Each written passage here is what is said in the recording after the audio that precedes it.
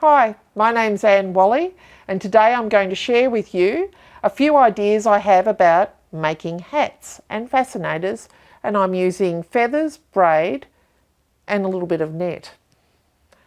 Next Tuesday is Melbourne Cup Day, and that's the world's richest horse race. We have a public holiday and it's all about hats, fascinators, fashion and accessories. Today I'm going to talk about a few ideas I have for some fascinators and hats. The first one I'm going to talk about is this yellow fascinator, which has a little handy clip on the base. Now I can pop that in my hair, pop it on the side, and I think I might just adjust that a little bit more to the side, gives you a little bit more of the look that we're after for a Melbourne Cup fashion feature. Fascinator. That's a little bit plain for me. So what I can do is add some black feathers if I had a black dress, or I can add some colourful feathers, throwing that in. Depending on the dress I have, really does determine what kind of feathers and additions you can make to your fascinator. Now with that, it's just a few simple feathers that you can purchase at fabric stores. They have little accessories and feathers, cottons, everything you need. With these feathers, I bought a little bag of pins and it's got a couple of holes in them. Now you could sew those with a bit of thread onto that, and then you can add that so that you can change it and add it to other things as well. So with this yellow fascinator, I haven't quite decided what is the best look for it. I have a piece of braid. I might add that to it if I had a yellow and black dress.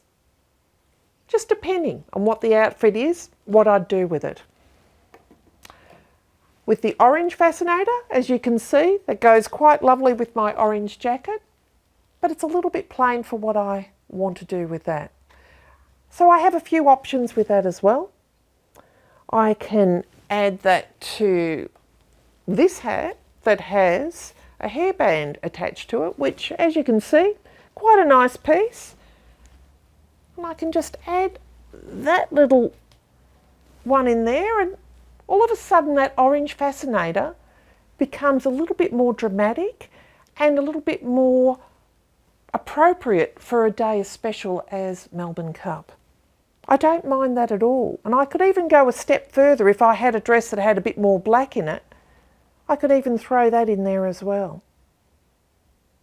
Not a bad look. Haven't quite decided what I'll do with that yet. I could even add a couple more feathers. As you can see, that adds a little bit more of a dimension, and as you walk and the wind blows it, it's really quite a nice soft look. Dramatic, but not too much. When you're putting fascinators and feathers together, you want it to look lovely and stunning, but you don't want it to be too much. So it's just that matter of having a little bit of a look, testing it out, and then seeing which looks the best. So that's why I like the pins, because I can add them and subtract them. If you glue them, that's great, but be sure before you glue them, because once you've glued them, you've got a bit of a mess left there, and then you've got to think about covering that up. So that's a nice little idea with the orange fascinator. I've also got some net here. Now that can be used as well. You could make a little rosette. Just Google how to do that. Put a bit of thread in, tie that up, add, after you cut that off, sew that onto the pin. Maybe I could pin that on. Different ideas. I've got some yellow and I've got some orange. Quite like those colours, so that they're going to work with quite a few things that I will be using in the future. So just a matter of trying them on, having a bit of a look and a bit of a play around with those. Now this plain brown horsehair and hairband, quite plain in itself, but we can add different things. I've got a bit of scrap of braid there, which if I pop that in on top of the hairband, as you can see, that's actually hiding the shiny headband piece and blending in with my hair. So what I've done is I've got colours that blend in with that kind of style, and it also makes it a little bit more fancy. Then maybe I could add a feather. Now I'll just pop that there. Maybe a feather up there that's giving it a little bit more detail. Or I could also use these feathers. These aren't real. They were something that I have in a vase at home. So if I put that with a big safety pin, we've got a very dramatic headpiece there. And it's just using what I've got. And the pin that I used to pop that on was just a little skirt pin. Just threaded it through and it kept it still. And then it's just a matter of deciding whether we want to make that, because it's got a bit of wire in there, you could use that and just make it a little bit more dramatic. I've got a few pictures of these hats on Instagram. Check them out and you can see how I've put them together and how it looks in a photo, which is always good to see how other people do things and adjust it to suit your look. Another little hat that I picked up the other day is this black disc hat. Now it's very plain, not a colour I tend to wear much, but it's a great base. Now whether I wear that over the front, have a little think, it's dramatic. I could add my yellow fascinator, make it a little bit more fancy without going to too much trouble. I've just used the clip there, and all of a sudden, do I like it on that side? Maybe that would work. Or maybe I could turn that over on the other side. Just a matter of having a little look. I think I like it probably with the fascinator a little bit more in the front. That's just a clip. So if I had a yellow dress, I've got that, and if I had black hair, you wouldn't even see that hairband, and that would look quite effective. And then even with that, if I could just add a couple more black feathers,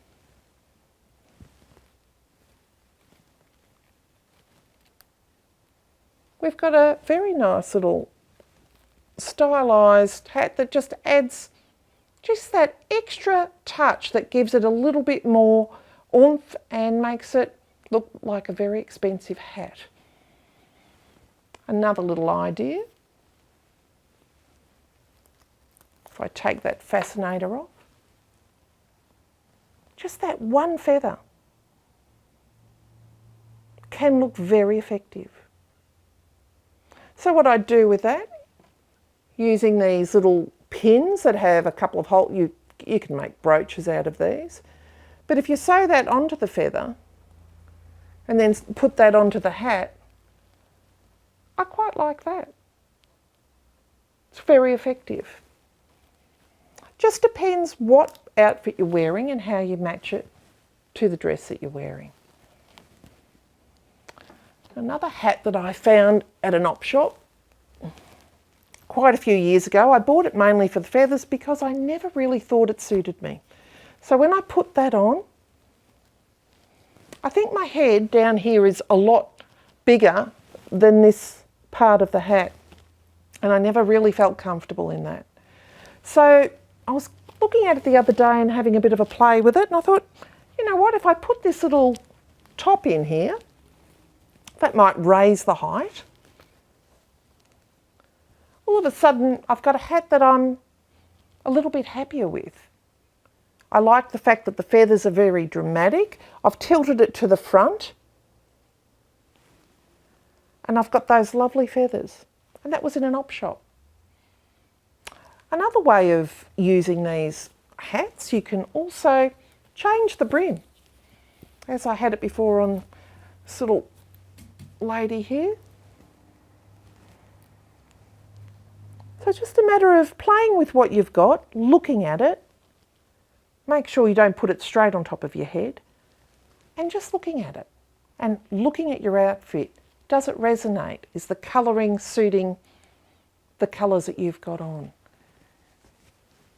And you can work with hats that you've got in your cupboard. You can take off the pieces that are on them, add different braids, add different feathers. I think an extra feather probably might be a bit too much for that. But have a look, take a photo and see what it looks like in the photo, and that will be a very good indicator of what your hat looks like. You can check me out on Instagram. I've got a lot of YouTube videos out at the moment that talk about outfits and how to do things easily and simply. And I've got a blog that talks about fashion and fabric. Looking forward to seeing you again soon. Thanks for joining me. Bye for now.